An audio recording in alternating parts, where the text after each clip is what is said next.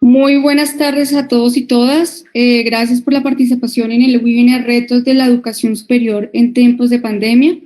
Este espacio busca conocer cuáles fueron las experiencias de las universidades en tiempo de la pandemia, el impacto en la sociedad y los retos que nos deja esta situación.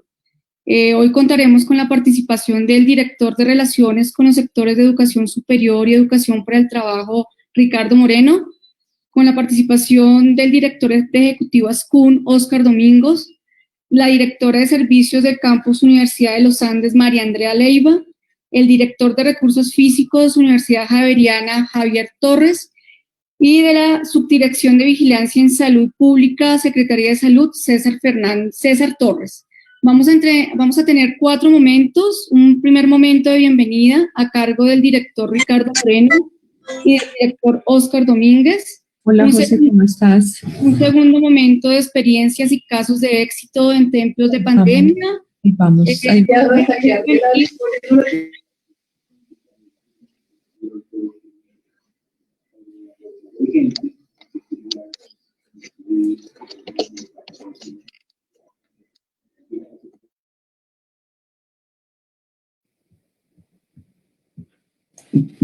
Diana, ¿tienes el micrófono apagado?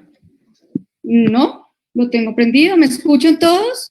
Ya te escuchamos. Por favor, les vamos a pedir a todos los invitados, por favor, que apaguen sus micrófonos y el chat no lo usen como tal para escribir. También les pido el favor, si van a hablar, entonces levantar la mano, usar la opción de levantar la mano, y se va a tener un espacio al final de preguntas y respuestas. Muchas gracias. Sigue, Diana. Entonces damos paso al director Ricardo Moreno con la bienvenida al webinar. Muchísimas gracias, Diana, y a todos nuestros asistentes a este webinar de retos y de lecciones aprendidas en la educación superior en tiempos de pandemia para la Secretaría de Educación y de manera particular para el gobierno de Bogotá. Ha significado un enorme reto justamente haber asumido este proceso. Agradecemos a Sandra, por favor, si nos puede ayudar. Gracias, Sandra. Pagando los micrófonos para poder escucharnos. Durante este año, las instituciones de educación superior y en general todo el contexto del sector educativo en la ciudad y en el país ha tenido que enfrentar un reto sin antecedentes, que ha sido atender a la virtualidad, atender las condiciones del derecho a la educación en medio de una crisis global. Este reto desde Bogotá, desde el gobierno, que ha sido asumido con una enorme responsabilidad, ha tenido diferentes momentos. Y en este sentido, para la Secretaría de Educación de manera particular, como cabeza de sector educativo en la ciudad, se ha planteado como uno de los principales objetivos realizar un proceso de reapertura gradual, progresiva y segura. En este trabajo hemos tenido la colaboración y el apoyo permanente de las instituciones de educación superior, pero también de diferentes niveles, de todos los diferentes niveles educativos, desde el preescolar, la básica, la media, y por supuesto también de las diferentes instituciones, de los colegios públicos, de los colegios privados, de los jardines, de las instituciones para el trabajo y el desarrollo humano. Y de manera conjunta con cada una de las instituciones hemos construido este programa de reapertura gradual, progresiva y segura. En algunos casos, las instituciones han avanzado de una manera significativa en todo lo que ha significado la construcción de condiciones de bioseguridad para el retorno de las personas a las actividades académicas. Ahí es importante decir que este proceso ha sido gradual y en esa misma vía creemos que la gradualidad y la progresividad que ha tenido este plan ha dado cuenta de una responsabilidad muy importante por parte de las instituciones. En este trabajo, claramente hemos tenido el apoyo de las instituciones, pero también hemos tenido el apoyo de las entidades del distrito. La Secretaría de Salud de Bogotá ha hecho un trabajo muy importante para entrar a verificar esas condiciones de bioseguridad, para generar los reportes, para mirar las condiciones de bioseguridad a nivel tanto institucional como a nivel territorial, mirar las condiciones de los espacios institucionales, pero también de los territorios en una escala mayor. Esta experiencia ha significado para las instituciones de educación superior de manera particular una serie de condiciones, no solamente en el cumplimiento de esos protocolos que son fundamentales para el cuidado de la vida, sino también en términos de entender qué va a suceder con nuestros estudiantes, de cómo garantizar que los estudiantes, que los profesores y que en general las comunidades educativas logren tener estas condiciones de calidad, digamos, de la educación, pero también entender cuáles son las condiciones de las comunidades en términos de la salud mental, por ejemplo, un tema que es fundamental de cara al retorno y de lo que serán los próximos semestres y los próximos años en el retorno, digamos, a esta nueva normalidad. Para la Secretaría de Educación, nuevamente, es necesario que todo lo que significa este proceso de reapertura gradual, progresiva y segura se dé en términos de una planeación, de un desarrollo y de un seguimiento, el cual seguiremos construyendo de manera conjunta. Y en ello también ha sido fundamental, y aprovechamos el día de hoy para agradecer el apoyo brindado por ASCUN, con quien desde el inicio hemos hecho una caracterización muy profunda de las condiciones del retorno que han definido las propias instituciones. Hemos mirado cuáles son las experiencias significativas, hemos mirado cuáles son las restricciones, también cuáles son las perspectivas que tienen las instituciones para regresar a estas condiciones de vida universitaria y de vida educativa. Los retos que se nos vienen, por supuesto, están planteados dentro de las propias áreas misionales de la universidad, en términos de formación, de investigación, de extensión universitaria, pero también de vida universitaria. Desde la Secretaría de Educación le estamos apostando a un concepto que es la pedagogía del reencuentro. Tenemos que hacer unas reflexiones profundas e invitamos a unas reflexiones profundas en todos los niveles educativos sobre esa pedagogía del reencuentro, de lo que significará regresar, de lo que significará encontrarnos nuevamente, pero también en lo que significará para muchas instituciones adecuarse y seguirnos adecuando y respondiendo a las necesidades en términos de conectividad, en términos de las propias relaciones que se den entre las personas y sobre todo de asumir este compromiso de la garantía del derecho a la educación. Por eso, pues, el día de hoy en este webinar le agradecemos a todas las instituciones que se han sumado a este llamado, a las personas que están interesadas en estas reflexiones. Por supuesto, esta es una de las muchas reflexiones que hemos planteado y que seguiremos planteando de cara a lo que significa la educación superior.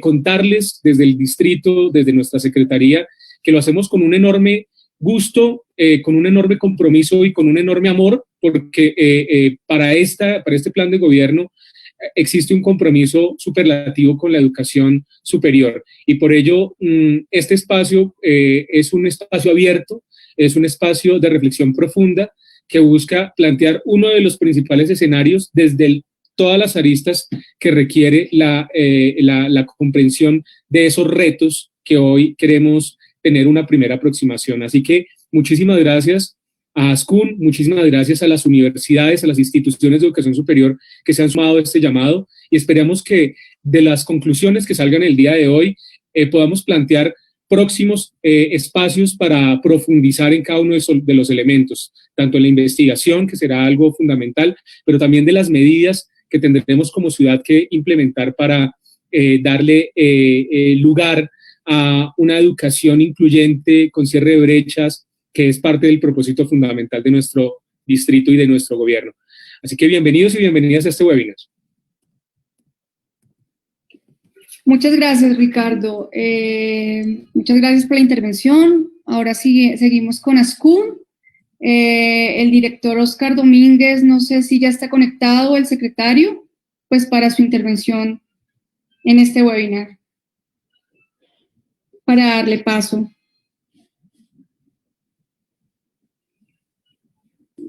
Director,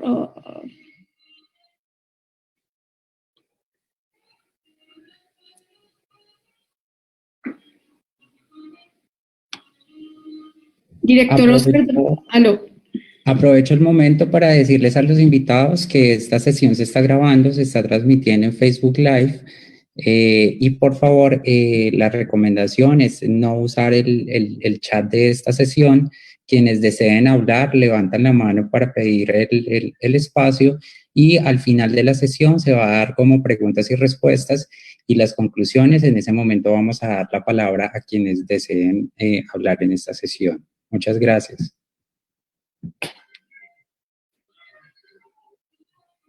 Ok.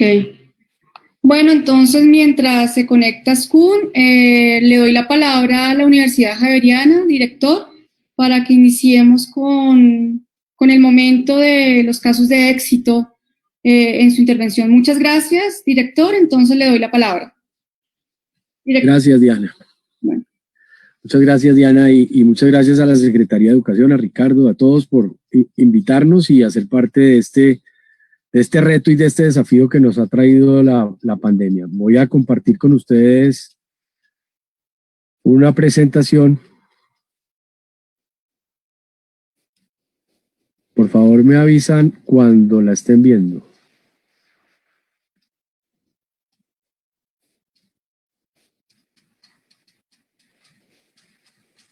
¿Ya la están viendo? Ya la estamos viendo, director, muchas gracias. Ok, bueno, perfecto. Entonces, un poco en esa mirada que nos hizo Ricardo y viendo esto como un portafolio de posibilidades, un portafolio de acciones que uno tiene que hacer en la universidad para poder atender esta situación que para todos era totalmente desconocida.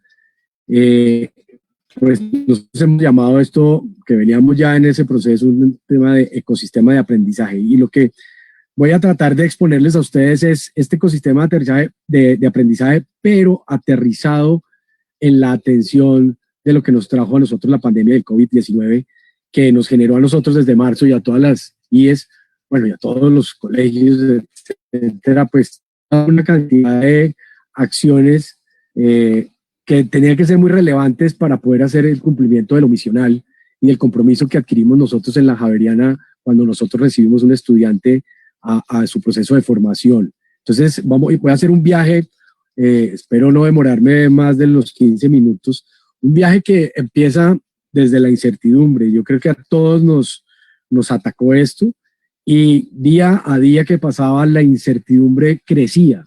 No fue que la incertidumbre fue viéndose cosas certeras, sino que día a día, y lo vimos permanentemente desde marzo, cómo la situación iba cambiando, y adicionalmente que la situación iba cambiando, la normatividad, la reglamentación, el análisis del Ministerio de Salud, el análisis del Gobierno Nacional, el análisis del Gobierno Local, de la Alcaldía, pues nos iba dando a nosotros elementos que iban cambiando permanentemente, generando más incertidumbre y cómo nosotros poder atender. Entonces yo empiezo con esta palabra incertidumbre que marcó mucho de nuestros derroteros, y el hecho de que tendríamos que nosotros ir viajando en unos procesos.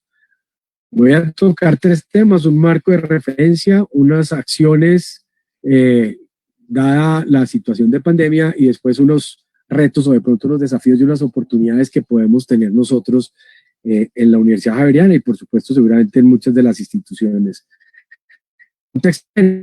Porque tampoco podíamos perder el core y la parte misional por efectos de unas acciones inmediatas o de unas acciones en respuesta al COVID.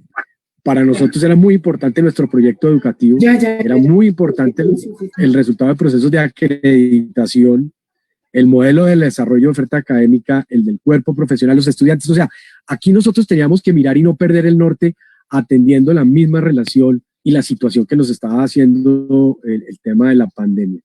Por supuesto, la sistematización del marco de acción para la continuidad de las actividades académicas, de docencia en todo el periodo de COVID. Y recuerden ustedes que empezamos con aislamientos totales, después aislamientos por localidades, que cada día nos daba unos desafíos y unos derroteros muy distintos. Y por supuesto, una invitación que nos hizo esto, y en términos como de reflexiones, era que el ecosistema tendría que ser en procesos de innovación y emprendimiento. O sea, tenemos que nosotros adicionalmente como institución, como Javeriana, seguir internamente también procesos de innovación y emprendimiento, adicionalmente que es una propuesta nuestra hacia nuestro proceso de formación. Yo aquí traje entonces el nivel meso. Esto es un esquema que planteamos, pero el nivel meso, porque aquí lo que traemos es que definitivamente el ecosistema de aprendizaje nos lleva a transformar el proyecto educativo para incluir mediaciones tecnológicas. Si nosotros veníamos en un proceso, yo me imagino que todos igual en un proceso de mediaciones tecnológicas a un ritmo, yo creo que esto lo exacerbó, esto lo aceleró y nos invitó a dar respuesta mucho más rápida a estos procesos de mediaciones tecnológicas. A acercarnos más a la transformación digital de la educación, a entender que la interacción es innegociable, pero digamos que esa interacción es innegociable, pero que también se puede hacer desde lo remoto, que era otro gran desafío.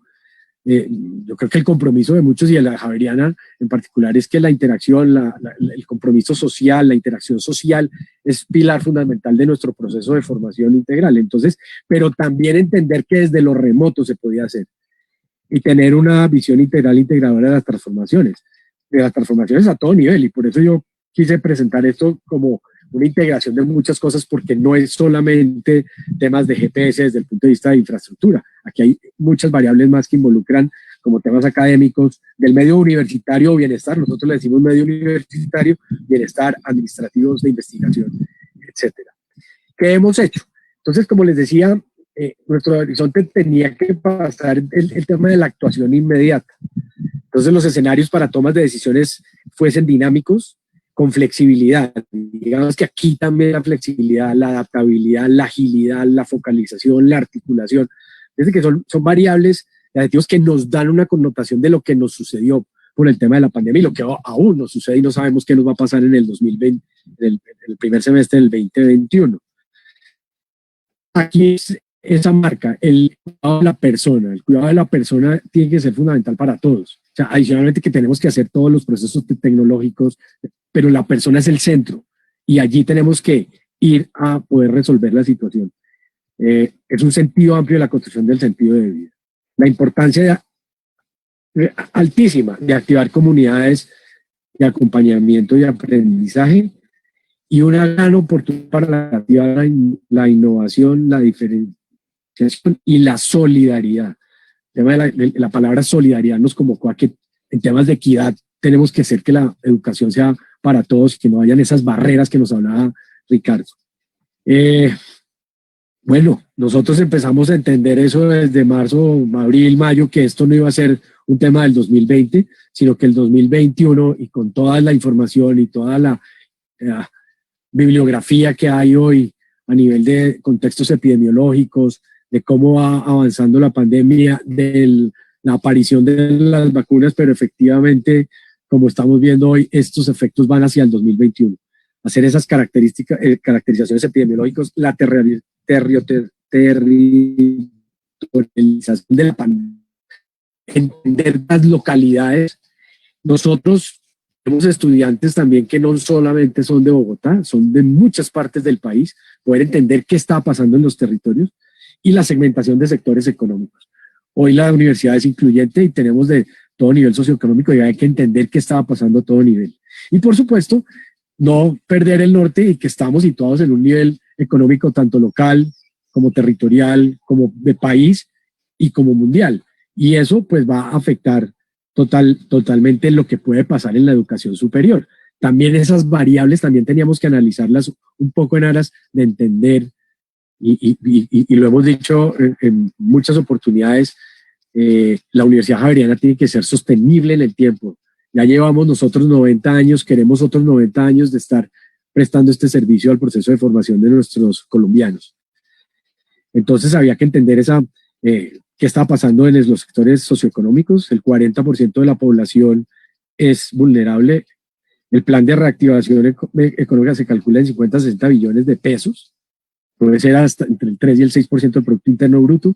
Un decrecimiento económico que en su momento lo aproximábamos a 3,9, quién sabe qué puede pasar. Los niveles de desempleo han ido bajando, pero llegamos a tener niveles de desempleo de 21-22%, eso afecta totalmente la sostenibilidad y qué va a pasar con el sector educativo, y ver cuáles eran los sectores que están más impactados.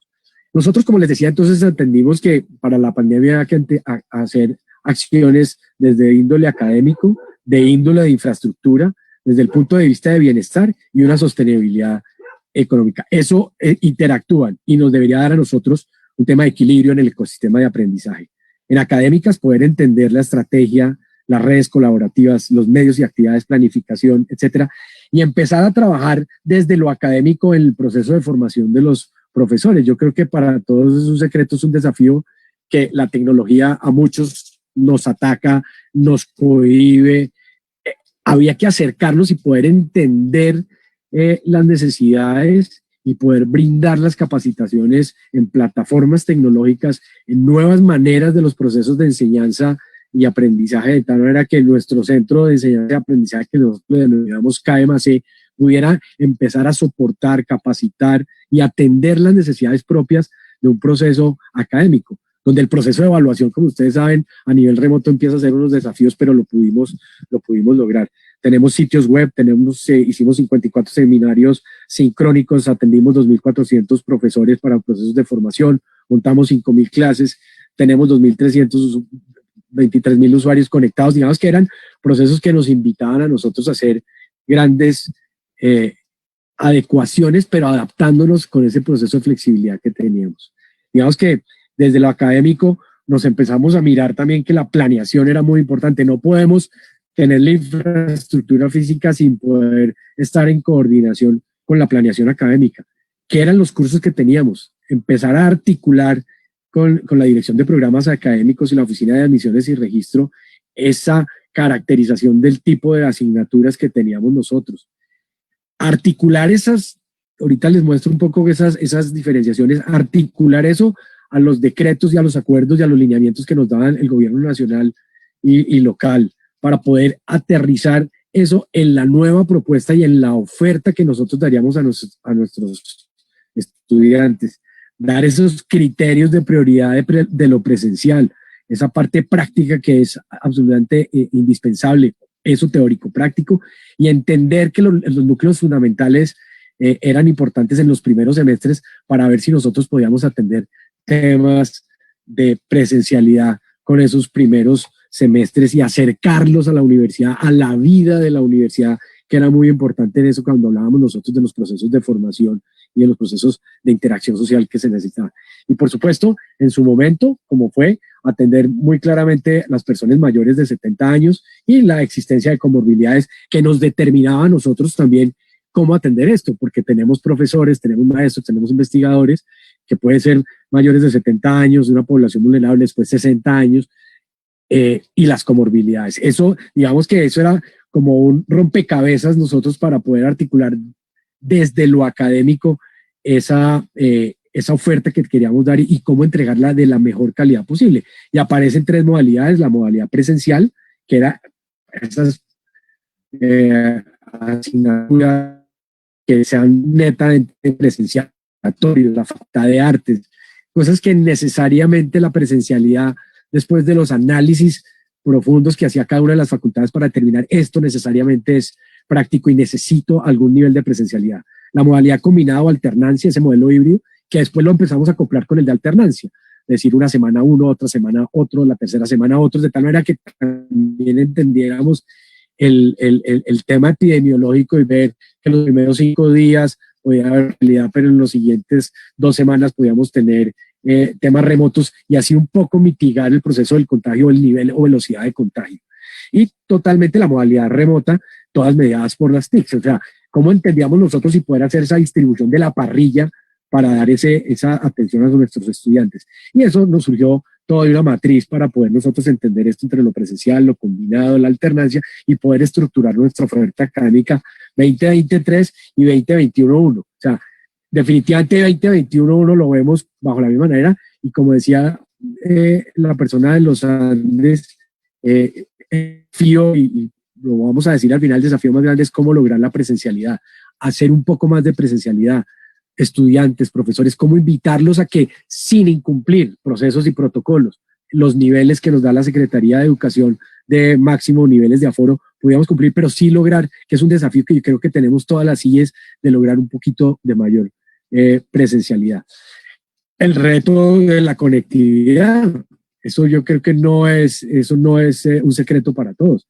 Poder entregarle a nuestros estudiantes la posibilidad de que se conectaran a nivel de equipos, a nivel de portátiles, a nivel de la misma red de Wi-Fi, de tener esa conectividad. Entonces empezamos todo un proceso de entregar computadores portátiles, de entregar tarjetas SIM, hasta en lugares apartados de Bogotá. Recuerden que nosotros no solo somos Bogotá y tenemos estudiantes de muchas partes, a poder prolongar 400 extensiones telefónicas para poder también garantizar el trabajo en casa. Digamos que eso empezaron a surgir grandes desafíos. Eso desde el punto de vista académico. Desde el punto de vista de bienestar, pues cómo nosotros acompañábamos desde el tema de consejería académica. El acompañamiento es fundamental. El tema de sentidos y bienestar, acompañamiento académico, apoyo económico, integración y sensibilización. O sea, desde el bienestar, uno no puede abandonar esa línea de acción para tener, digamos, a la comunidad acompañada. Desde el punto de vista de sentidos de bienestar y comunidad, todo un tema de salud mental. Tenemos un consultorio y una unidad dedicada a este tema de salud en general, pero salud mental era muy importante estar atentos y cercanos a nuestros estudiantes, profesores y funcionarios. Una agenda cultural de tal manera que también acercara a las personas a la universidad y no sentirse alejados de lo que realmente se vive en el día a día cuando hay presencialidad. El deporte y la condición física, hacer todas esas plataformas, poder hacer todos el tema de acondicionamiento físico con nuestros profesores, de tal manera que las personas accedieran a los webinars y estuvieran haciendo temas de educación física, y el trabajo en casa, que también se volvió todo un desafío. Y ahora, desde el punto de vista de infraestructura, poder mirar la parte física y la parte tecnológica. La parte física, ustedes pues reconocen, el campus de la Javeriana es un campus abierto donde hay libre circulación. Eso ya nos generó un desafío para poder determinar accesos, de tal manera de que los protocolos de bioseguridad los pudiéramos asegurar y garantizar, y tener, primero, que las personas que accedieran al campus eran porque tenían que ir al campus, porque eran parte de la comunidad y cumplían nuestros protocolos. Un tema de señalización, toda la adecuación de aulas, ahorita me profundizo más, talleres, laboratorios, cafeterías, bibliotecas, zonas deportivas, y pongo en particular artes y el sector salud, porque eran otros de los grandes desafíos que nos aparecen cuando la presencialidad empieza a ser muy importante y todas las prácticas en el sector salud, en medicina, en odontología, en enfermería, se nos volvía a nosotros un desafío. Y por supuesto que no era solamente la parte física, sino tecnológicamente qué teníamos que hacer. Entonces, el tema de plataformas. Si bien usábamos plataformas, pues esto nos aceleró la utilización de plataformas. El tema de la adecuación de los salones para poder hacer la modalidad combinada y de tal manera que tuviésemos estudiantes presenciales y estudiantes a manera remota, había que adecuar tanto en audio y en video los salones. Y una cosa que nos salió cuando hicimos los pilotos, porque hicimos muchos pilotos para que esto nos funcionase, es que la interacción del profesor con los estudiantes que estaban de manera remota era muy importante. Entonces dotamos los salones con monitores de tal manera que había una interacción directa del profesor con los estudiantes de remotos, y podía haber una relación entre los tres componentes que había en ese momento: estudiantes presenciales, estudiantes remotos y profesor. Por supuesto, ancha de banda, teníamos que asegurar que lo que estábamos transmitiendo se pudiera dar en debida forma, y todo un software y seguimiento que nos tocó realizar con la Dirección de Tecnologías de Información para poder armar las plataformas de seguimiento y de control de accesos, todo el tema de encuesta, que lo aterrizamos en la página de la universidad y armamos todos los protocolos de bioseguridad que están colgados en la página y son de libre circulación, protocolos que están estructurados de manera genérica, como un gran protocolo sombrilla, pero adicionalmente protocolos específicos, porque habían actividades específicas que exigían unas características de EPPs o de equipos de protección personal específicos, etcétera. Nos hizo llevar a cerca de 52 protocolos de bioseguridad específicos. Hay información en la página permanente, y poder desarrollar también el control de aforos. Hoy tenemos el control de aforos y podemos saber en tiempo real. Yo les puse aquí en tiempo real, en ese momento de ayer había 474 personas en la universidad con 1.384 accesos únicos o ingresos únicos, o sea, fueron 1.380 personas a la universidad, y cuando estoy hablando de 1.380 personas, hablo de toda la comunidad, y la comunidad son vigilantes, son personas de alimentación, son personas de aseo, son profesores, son investigadores, son estudiantes. Y esto lo acompañamos con pruebas PCR, de tal manera que hicimos una parametrización de nuestra comunidad, de tal manera cuáles eran esas personas que van más de 2, más de 3, más de 4 veces a la semana al campus, cuáles tienen contacto directo con otras personas, de tal manera que hicimos una parametrización y una segmentación, de tal manera que vamos haciendo pruebas PCR a la población de acuerdo a todo un componente científico hecho por nuestros epidemiólogos, de poder entender eso y hacer el cerco epidemiológico y poder nosotros hacer el control de las personas que estaban en eso. Digamos que hay toda una plataforma tecnológica, de infraestructura tecnológica que nos está apoyando, y tener información permanente. Recuerden que también los decretos y los lineamientos nos han dicho el factor de comunicación es fundamental. Y con eso logramos nosotros el mes pasado tener la certificación y Contec de condiciones bioseguras, de operaciones bioseguras de la universidad, que digamos que también nos ayuda a valorar lo que hemos hecho y a decir, vamos en la buena ruta, tenemos que poder garantizar, apoyar y minimizar este tema. Entonces, digamos que esto fue muy importante también para la universidad. ¿Qué hicimos nosotros? Simplemente una muestra, toda la adecuación de nuestros salones con cámaras 4K, todo el tema de audio y de video y todas las plataformas tecnológicas. Tenemos apoyo, como les decía, manejar tecnológica, esto fue un desafío grande, poder tener los apoyos en el aula de tal manera que tuviéramos el 1, 2, 3 con monitores, adicionalmente tener la información adicional a la capacitación para que los profesores y nuestros monitores y los estudiantes pudiesen estar muy atentos a esto. Hicimos unas inversiones importantes en los 110 salones para poder tener nuestra infraestructura adecuada, hasta los salones de artes, como ven en la foto inferior, donde una práctica de ballet o de adecuación física también la estábamos transmitiendo.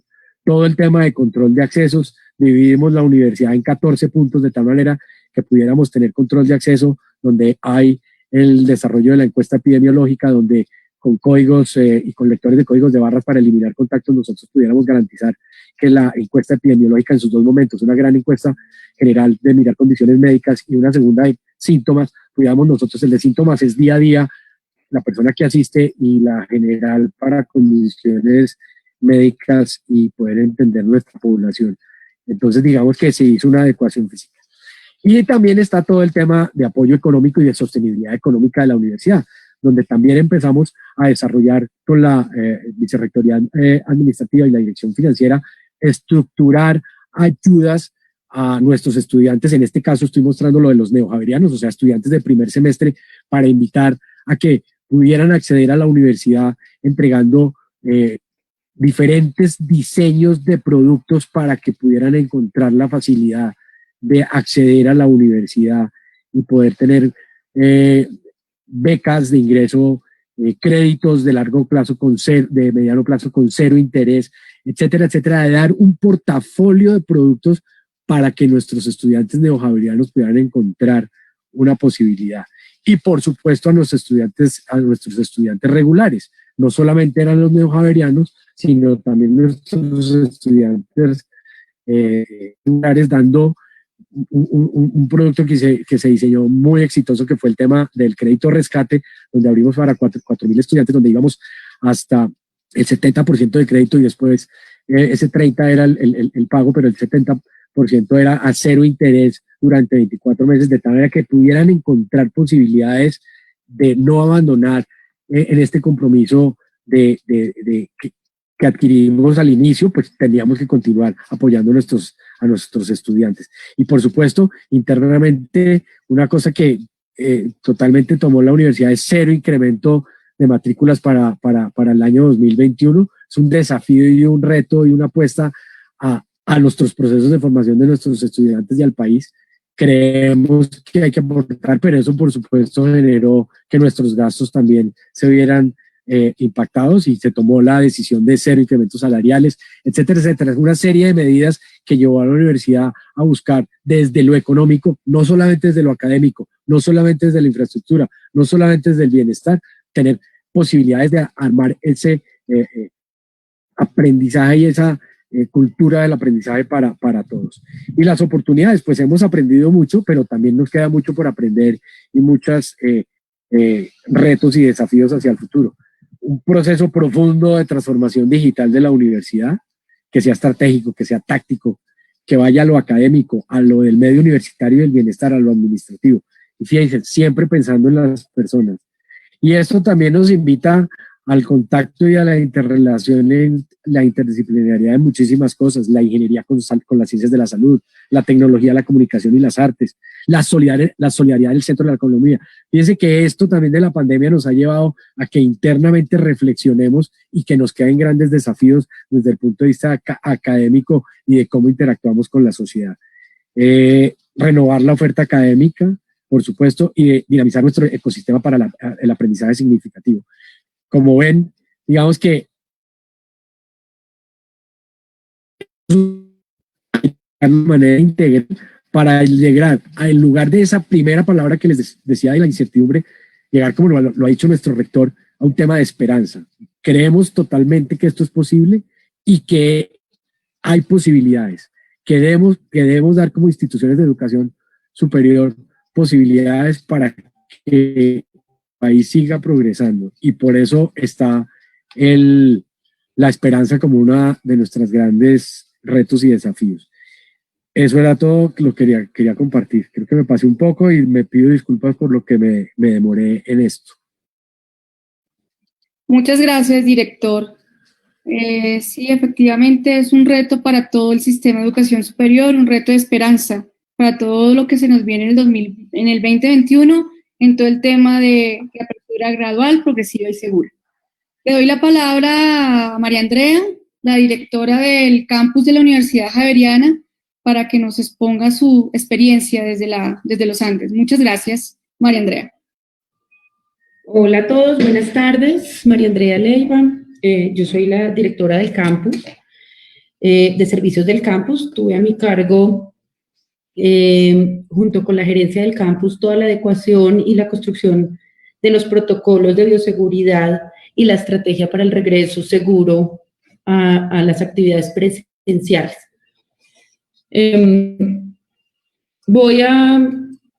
Antes de iniciar, creo que es importante contar que creo que a todos nos pasó muy rápidamente, tuvimos que pasar de clases presenciales a la virtualidad. Creo que esas son otras experiencias que tenemos todos y que a todos nos pasó y aprendimos mucho. Mi presentación se basa en, una vez que tomamos la decisión de empezar a ver la necesidad de volver al campus, como lo hicimos. Y eso fue bastante rápido. Creo que la universidad fue de las primeras en tomar la decisión de ir a la virtualidad antes de empezar los aislamientos obligatorios y en Bogotá el aislamiento de simulacro. Nosotros empezamos en la virtualidad el 15 de marzo. Fue muy rápido y entre eso tuvimos muchas experiencias bonitas, construimos como un proceso y nos tocó ahondar muy rápido en el tema de virtualidad, en tener todos los medios tecnológicos para poder continuar con las clases. En el mes más o menos de abril-mayo, finales de abril, igual que la Javeriana, más o menos abril-mayo, iniciamos con varias universidades a pensar cómo sería ese proceso gradual de regreso. Y empezamos a construir los protocolos, a investigar cómo se haría y cómo lo habían hecho otras universidades en el mundo. Esta fue nuestra decisión, digamos, este fue nuestro mapa y nuestra estrategia de ese regreso progresivo. En ese momento estábamos en una fase 1, 100% virtual. Esperábamos tener una fase 2, donde teníamos temas prácticos en menor proporción en el campus, entre esos laboratorios y talleres que necesitaran temas de investigación específicos, pero también temas de docencia que fuera importante que los estudiantes tuvieran y que aprendieran haciendo. Eso fue para nosotros fase 2. Pensábamos en una fase 3, que es la que estamos hoy, donde habría un modelo, en ese momento se llamaba modelo híbrido, un modelo de alternancia, construido donde una parte de los estudiantes estuvieran en el salón y otras estuvieran por fuera, y donde se priorizara primero, segundo y tercer semestre en presencialidad, más que los últimos semestres. Eso para nosotros era fase 3 y empezamos a pensar, y esto fue hace muy poco, en una fase 4, donde empezamos con actividades administrativas. Estas fases se moverían dependiendo de si mejoraba o empeoraba la emergencia sanitaria y cómo iba el tema epidemiológico en la ciudad y también de los temas de normatividad. Construimos qué significaba esa fase 1, qué significaba esa fase 2 en temas de docencia, en temas de investigación, en temas de servicios dentro del campus, y me refiero a servicios biblioteca, alimentación, gimnasio, centro deportivo, centro médico, librería, todas las cosas, todos los servicios anexos también se construyeron, no solamente los de docencia y los de investigación. Aquí les cuento un poco cómo lo habíamos visto, y de hecho durante el proceso, ahora les muestro algo de fechas, tuvimos que pasar de fase 2 a fase 1 muy rápidamente, cuando tuvimos el cierre por localidades. Creo que a la Javeriana también le pasó, y en fase 3 hemos estado entre fase 3 y fase 2, y eso no tiene que ver mucho con la emergencia, sino más como con la ocupación que hemos tenido del campus. En todos los casos, pues ingreso y permanencia en el campus, ¿cuánto se haría? Los temas de limpieza, desinfección de manos y calzado, cómo se realizaría, toma de temperatura, uso de tapabocas, distanciamiento social para cada uno de los servicios. El tema de caracterización, cómo fuimos construyendo despacio hasta caracterizar el 100% de los empleados y estudiantes, qué pasaba con invitados y visitantes del campus, que era una proporción, no la más importante, pero es una proporción importante en todos los campus, cómo lo íbamos a manejar, si se podían hacer, cuál era el proceso para que esas personas pudieran ingresar al campus en el caso que se requiriera. Por ejemplo, investigación colaborativa con otros profesores de otras universidades. Lo que les conté, hasta cuánto íbamos a soportar de personas para clases, si íbamos o no íbamos a hacer eventos. Creo que todo eso lo construimos colectivamente y llegamos a acuerdo entre las vicerrectorías, la administrativa, la académica y la de investigación, hasta cuánto podríamos soportar y qué necesitábamos para cada una de estas cosas ocurrir. Algo de historia o de cómo ocurrió. El 16 de julio tenemos la aprobación de reactivación de laboratorios y talleres prácticos de investigación y algunas cosas pendientes que quedaron de los estudiantes en temas de docencia 2021. Si ustedes recuerdan, días después empezamos aislamientos por localidades y empezamos en Santa Fe, que era la mitad del campus queda en Santa Fe y la otra mitad queda en la Candelaria. Entonces nos tocó dejarlo en pausa, muy pocas personas alcanzaron a ir, y retomamos otra vez actividades más o menos después de que acabaron las cuarentenas por localidades. En la mitad algunos profesores volvieron a sus laboratorios de investigación, pero la mayoría de las actividades iniciaron otra vez alrededor del 20, 25, 26 de agosto. El 7 de septiembre ingresaron los estudiantes de medicina al hospital simulado, teniendo en cuenta que era mayor riesgo que realizaran prácticas, sobre todo los estudiantes que estaban en quinto y sexto semestre o séptimo. La universidad decidió construir un hospital simulado en el CP, cerca de la Fundación Santa Fe. Se construyeron camas, se dotó como si fuera un hospital común y corriente, y se contrataron médicos para que hicieran las veces de pacientes, para que los estudiantes tuvieran algo de presencialidad durante el proceso. El 14 de septiembre iniciamos las actividades de laboratorios y talleres del 2020, es decir, lo que estaba de este año. Empezamos actividades. El 21 de septiembre fue aprobada la alternancia para clases y iniciamos el 13 de octubre en esas clases de alternancia. ¿Por qué? Entre el 21 y el 13 caía la semana de receso y aprovechamos para terminar de organizar algunas actividades. El 14, el 19 hicimos la activación de trabajo de campo para investigación, y el 1 de noviembre empezamos con algunos pilotos de salida de campus para docencia, a empresas, a algunos museos y cosas que requieren los estudiantes de presencialidad fuera del campus. Entonces construimos unos protocolos, no solo para estar seguros en el campus, sino para trasladarnos al campus y en otras actividades que significaban académicas fuera del espacio que podíamos tener seguro y con protocolos como son salidas de campus fuera de Bogotá o salidas de campo de investigación y salidas del campus de docencia para Bogotá. Estos son algunos datos, después de contarles como la estrategia, qué pasó durante este proceso. Aquí está como la historia entre el 13 de octubre que iniciamos clases en presencialidad y el 17 de noviembre les pasé una franja de datos. Esta franja de datos es alrededor, el día que tuvimos más estudiantes, tuvimos 600 en Campus Central, en el CPCID hemos tenido alrededor del 25%, muy cercano al 25% de aforo. Lo que teníamos planeado y lo que significaba para nosotros el 25% eran 3.000 estudiantes, y del mejor día que hemos tenido 600. La franja roja son el personal de aseo, vigilancia del personal de apoyo, la amarilla son empleados de apoyo y azul contratistas de obra, algunas personas de mantenimiento y demás que asisten al campus.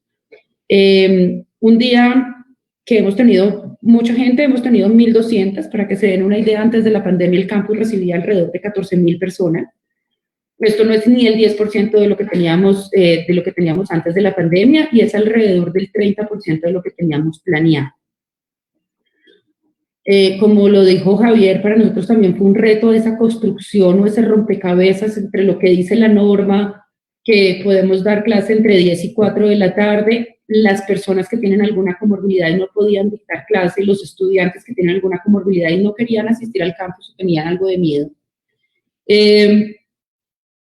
Y pues finalmente, de tener 187 clases al día, pasamos a tener 30, 40, en algunos casos, ahorita al final de semestre hemos tenido como 45 clases al día, y el promedio de estudiantes pasó de 34 a 10 más o menos en los salones. Esto es para que se den una idea como de cifras de qué ha pasado en esta reapertura.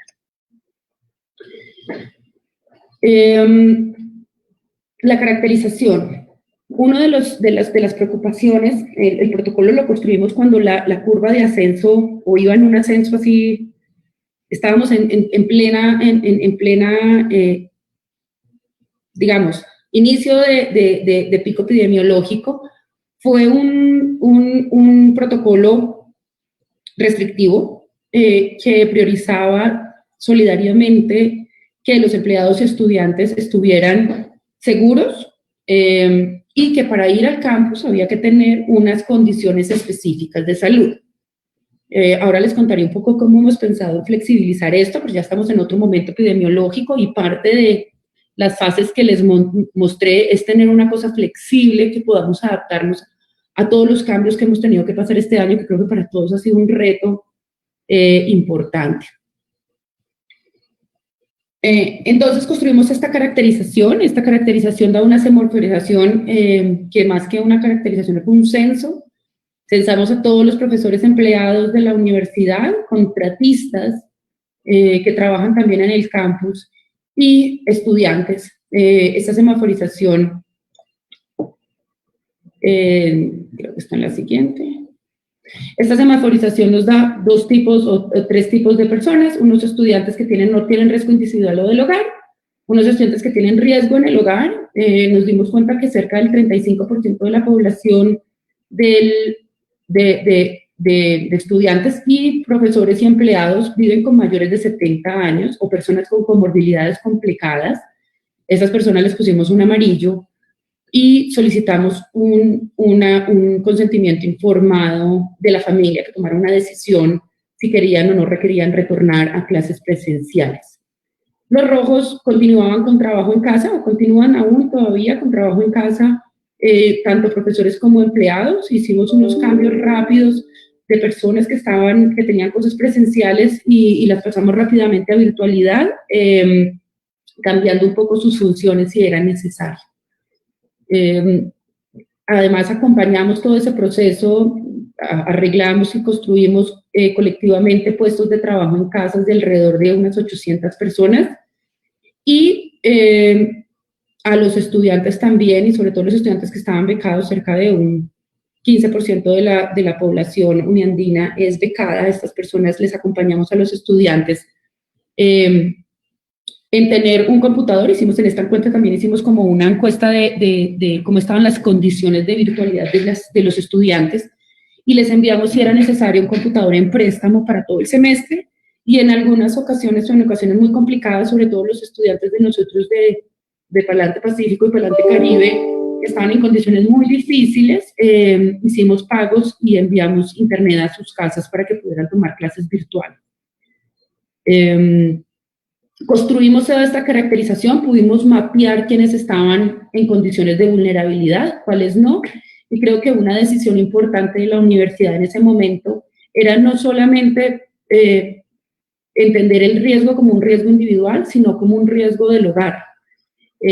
Y a eso le apostamos mucho, a que las personas que estuvieran en amarillo, sobre todo en todo el pico epidemiológico, pudieran estar seguras en casa y seguir trabajando desde casa. Igual los estudiantes.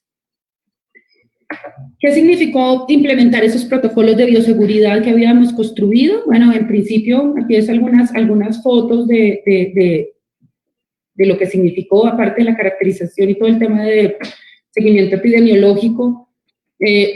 Pusimos cámaras infrarrojas en las porterías, construimos, y nosotros ya teníamos un sistema de control de acceso, pero ese control de acceso lo pegamos al sistema de cámaras de medición de temperatura, son infrarrojas, aquí para darles un ejemplo. La señalización creo que fue algo que nos tomó mucho tiempo. El campus es grande, y acompañar todos los procesos de señalización, todo lo que teníamos que señalizar, y cuáles eran las rutas de acceso, los aforos por cada uno de los edificios, los aforos por cada uno de los salones, fue una tarea compleja, que además tuvimos que realizar en medio de las cuarentenas por localidades. Esto es algo, aquí está lo que significa el distanciamiento, los salones con distanciamiento. Nosotros decidimos darle 2 metros, la norma es un poco menos estricta, pero después de realizar varios estudios y ver los estudios decidimos continuar con los 2 metros. Eso lo que significa es que es muy poca gente la que puede ingresar a los salones. Salones, por ejemplo, de 192 personas quedan en 42, de 61 en 14, de 51 en 24, lo que hizo que la cantidad de salones que tuviéramos y clases que pudiéramos dictar pues fuera menor. Dotamos los salones de cámaras de transmisión. Aquí algún ejemplo de lo que significan estas dotaciones, con micrófonos en techo y en algunos casos micrófonos de solapa para cada uno de los profesores por temas de bioseguridad, y conectados a plataformas. Esto ha funcionado muy bien. Creo que hemos ido aprendiendo, porque hemos tenido que tener hasta tareas con ingenieros de sonido para entender cómo funciona el sonido dentro del salón, cómo funciona el sonido por fuera, las personas que estén conectadas tengan un buen sonido y puedan ver exactamente lo que está dictando el profesor. Estas son algunas tomas de lo que se ve en la cámara o lo que ven los estudiantes que están desde sus casas. Y algunas fotos también de distanciamientos en salones. Laboratorios y talleres. La construcción de laboratorios y talleres significó la construcción de procedimientos estándares para cada uno de los laboratorios y talleres, desde las herramientas que usan o el uso único de herramientas, hasta los temas de distanciamiento como ven ahí, lavado de manos en cada uno de los sitios, igual que computadores, kit de uso y limpieza para cada uno de los computadores. Entonces, esto fue, en total construimos 150 procedimientos estándares de uso adecuado para cada uno de los laboratorios y talleres, para todos, y dependiendo de lo que se hace en cada uno, pues se construyó junto con los profesores y los técnicos del laboratorio esos procesos y esos procedimientos. Construimos unos protocolos de limpieza e intervención en salones entre clases, rutinas para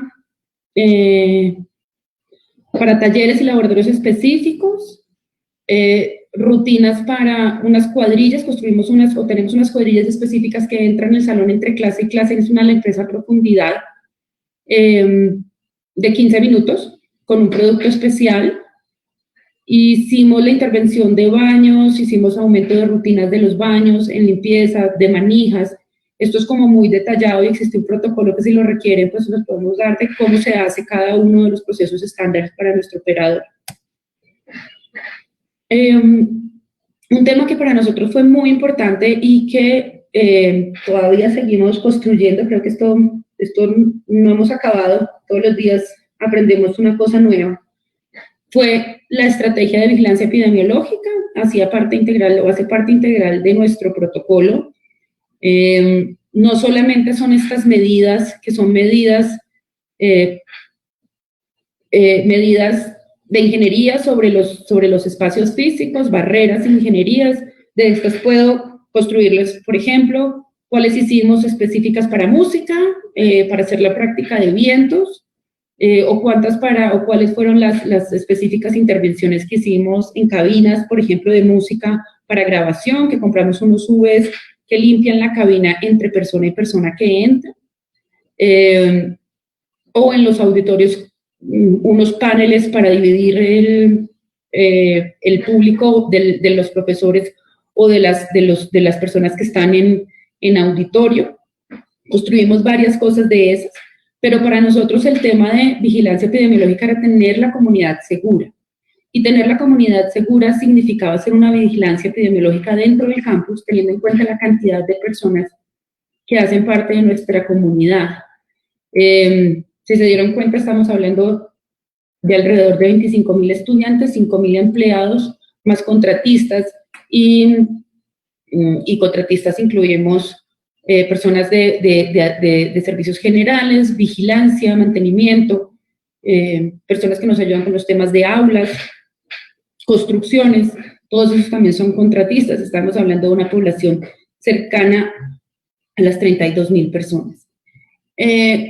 Entonces tuvimos 3 puntos, o nos hemos centrado en estas tres estrategias: una vigilancia innovadora digital, una vigilancia intensificada y una búsqueda activa de casos. La vigilancia innovadora digital con apoyo de la Facultad de Ingeniería, y aquí creo que la universidad, cada facultad desde su saber aportó a la construcción de esto. En este caso, y les voy a contar un caso muy puntual que fue la AAP, un profesor con egresados de la universidad y estudiantes donaron el tiempo para construir la app. Esta app no solamente se usa en la universidad, también está en el hospital militar, también lo están utilizando, y es de uso gratuito. El que lo requiera la podemos donar y adaptar a las personas que se necesitan. Hace síntomas, uno reporta los síntomas antes de entrar al campus, o sea, había que censar y caracterizar a la gente, pero teníamos que hacer un seguimiento de cada uno de los casos y de síntomas de las personas. Y también hace acompañamiento dentro del campus para ayudarnos a hacer algo de cerco. Por decisión de cada persona, uno puede activar su Bluetooth y podemos saber exactamente en qué puntos del campus están o con quiénes estuvieron cerca. También hace un link muy rápido a través de un botón. Puede uno reportar si es positivo, y si es positivo automáticamente hay un proceso con el Centro Médico de apertura de cerco epidemiológico. Y eso me lleva, no solamente por esto, tenemos varios canales para poder hacer seguimiento de casos sospechosos y casos positivos. Ahora de pronto les muestro algo de cercos. ¿Cuántos cercos hemos tenido que hacer? Alrededor de unos 200 o 300 cercos hemos hecho en lo que llevamos de apertura del campus. Tenemos un proceso específico para hacer seguimiento a estos casos sospechosos, al aislamiento muy riguroso, si es necesario. Y adicionalmente tenemos un tema de búsqueda activa de casos y tamizaje poblacional. Esta es nuestra búsqueda activa de casos. La búsqueda activa de casos, dividimos nuestra población dependiendo del riesgo de contagio. Ya habíamos hecho un análisis de riesgo de complicación por COVID. Ahora este es un análisis del riesgo intrínseco por la labor que se desarrolla en la universidad, y construimos estos 3 tipos de población: una población en alto riesgo de contagio dentro del campus por su labor, y estos están las personas de biblioteca, los recepcionistas, los auxiliares de mantenimiento y de aulas, las personas de seguridad, algunos contratistas que laboran dentro del campus, que tienen mucho contacto con otras personas. A estas personas las estamos testeando alrededor de una vez al mes, una vez cada 45 días, dependiendo del nivel de riesgo. Unas personas que están en población especial son todo el personal de proyecto COVID, que son las pruebas que estamos realizando a población de especial cuidado, como taxistas, domiciliarios y otros. Equipo de salud de primera línea del servicio médico, a estos los estamos testeando quincenalmente. La universidad, dentro de la universidad, al igual que la Javeriana y Rosario, la Nacional, tenemos un laboratorio de COVID dentro del campus, y esto pues nos ha ayudado a poder hacer testeos mucho más seguidos. Y una población en riesgo normal, tenemos una aleatoriedad, y aleatoriamente estudiantes, profesores y administrativos que están en clases semipresenciales o en alternancia, se les llama para que vayan a pruebas y testeos. Me perdonarán, está muy pequeño los datos, pero si los alcanzan a ver, estos son algunos de los testeos que hemos hecho. En empleados, cuántos llevamos y cuántos son positivos y negativos. A cada caso positivo lo enviamos a aislamiento y hacemos su cerco respectivo, tanto en el salón o con las personas con que haya estado. Creo que ya terminé. Aquí es un poco la estrategia de los métodos alternativos que hemos realizado y que tenemos en el campo, y estamos moviendo que los estudiantes vayan. Una cosa que es importante, y es que ahora en lo que estamos es en empezar. Si quieres, Diana, puedes abrir la cámara, ya estoy acabando. Una cosa que es importante y que me parece, y es que nos pasa a todos, y es cómo ahora incentivamos a profesores, a estudiantes a que realicen o a que vayan al campus. Y estamos en la construcción de esta nueva fase, que es nuestra fase 4. Estamos haciendo una actualización del protocolo en otro momento epidemiológico diferente al que lo construimos. Y estamos también, antes no teníamos priorizadas las actividades administrativas, pero las vamos a empezar a priorizar. Van a empezar a ir administrativos al campus. No solamente van a seguir con trabajo en casa.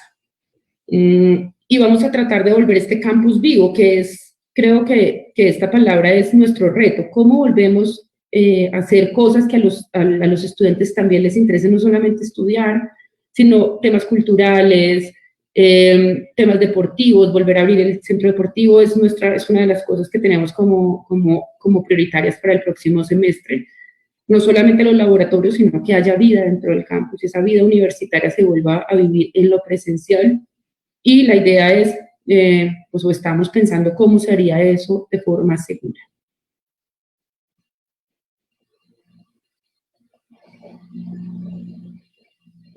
Diana, tienes el micrófono apagado. Muchas gracias, María Andrea, por su intervención y por contarnos la experiencia desde la Universidad de los Andes con todo este proceso de GPS. Muchas gracias. Le doy la palabra a Secretaría de Salud, a César Torres, que nos va a comentar cómo fue ese análisis que se hizo desde Secretaría de Salud en cuanto al comportamiento epidemiológico en la ciudad de Bogotá. Le doy la palabra, César. Gracias, Diana. Un saludo especial a todas las personas que participan de este encuentro, de este webinar, frente a los retos de la reactivación del sector educativo, del sector de las instituciones de educación superior. Agradecemos la invitación. Me presento nuevamente. Mi nombre es César Torres. Yo soy antropólogo, hago parte del equipo de vigilancia comunitaria en salud pública, desde donde pues se ha hecho todo el seguimiento, el monitoreo epidemiológico de casos de mortalidad relacionada con COVID-19 desde el mes de marzo.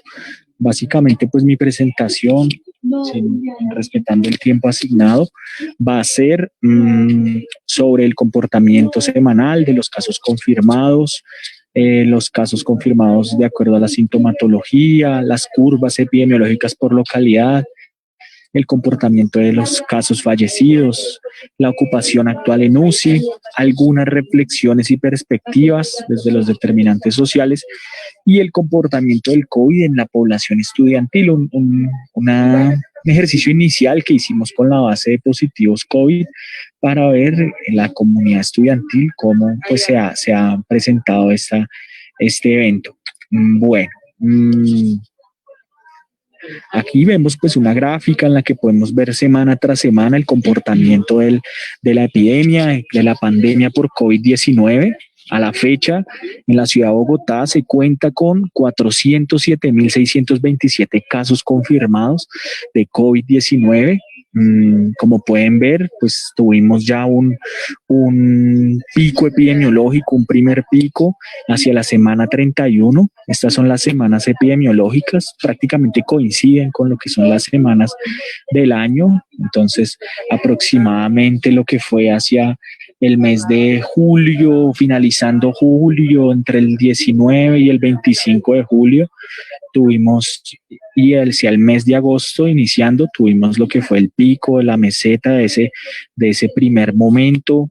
Acá pueden ver lo que es la conjunción de lo que fue la reapertura, los días sin IVA, cuando hubo esas cuarentenas específicas por localidades, cuando se dio el inicio de la nueva realidad, de la reactivación económica, el fin de la cuarentena y bueno, cómo se ve una tendencia al aumento, una aceleración en el aumento de casos positivos confirmados, coincidiendo pues con mucho de lo que ha sido la reactivación de muchos sectores, economía, a nivel comercial, a nivel de salud, a nivel de educativo, entre otras actividades que digamos hacen parte de la realidad. Entonces, y a eso sumémosle lo que es la temporada de fin de año, lo que es de las compras navideñas, lo que va a ser las reuniones, las celebraciones en las que estamos pues trabajando mucho en esos mensajes de información, educación y comunicación. Bueno, eso como para ver la línea de tendencia, yo creo que ustedes la conocen, pero bueno, darles como un último parte donde se muestra esa aceleración. Bueno, me disculpan si avanzo un poco rápido, pero pues quiero ser muy estricto con el tiempo y hay mucho por presentar. Entonces, bueno, simplemente en esta gráfica mostrar lo que es la proporción de sintomáticos y asintomáticos para que ustedes lo tengan en cuenta semana tras semana en las notificaciones y se identifica pues una proporción mayor, no muy significativa, pero sí mayor de personas sintomáticas, digamos personas que es pues más fácil, por decirlo así, detectar que esta persona está presentando síntomas, por ende iniciar su aislamiento y el reporte para pues las acciones de cerco epidemiológico y demás acciones de la investigación epidemiológica de campo y demás. Sin embargo, aquí quiero dejar este 42,6% digamos, en este espacio de disertación de análisis para esa detección, ¿cierto? En lo que nos mostraban tanto de la Universidad Javeriana, de la Universidad de los Andes, lo que va a ser pues esa vida universitaria en los diferentes escenarios académicos, salones, laboratorios, zonas comunes, por decirlo así, zonas deportivas, con este asintomático que ha sido pues el gran foco, el gran interés primordial en la detección. Bueno, en la gráfica observar pues ese comportamiento precisamente de pacientes sintomáticos y asintomáticos. Acá unas curvas epidemiológicas por localidad. Sabemos pues que la notificación acá es por residencia. Como podemos ver en la tendencia de aceleración de aumento de casos están las localidades de Usaquén, Chapinero Chapinero, que pues sí es una de las localidades, digamos, centrales para las instituciones de educación superior en la ciudad. Fontibón, Engativá, Suba, Barrios Unidos, que también, y junto a Teusaquillo, son localidades pues donde hay alta presencia de instituciones de educación superior. No, digamos que pues sí, con la debida reserva estas interpretaciones, porque primero pues ha sido paulatino el reinicio, la reactivación de esas presencialidades, y pues que esto es por localidad de residencia. Entonces sí, tener en cuenta todos esos estudiantes que vienen de otras regiones, que habitan en todos estos cupos universitarios, en todas estas residencias universitarias aledañas a la universidad, en Teusaquillo, en Barrios, en Chapinero. Tener en cuenta esa esfera, ¿cierto?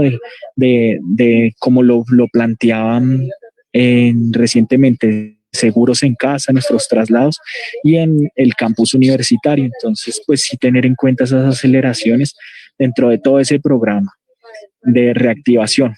Continúo. Importante esta interacción en el espacio público, ¿no? El tinto, el cigarrillo que se comparte sí, con el que se interactúa, la empanada, el almorzar, etcétera, etcétera, son espacios donde también se nos puede estar dando el contagio, donde no se nos puede estar dando la interacción con un uso descuidado, por decirlo así, un uso relajado de los elementos de protección.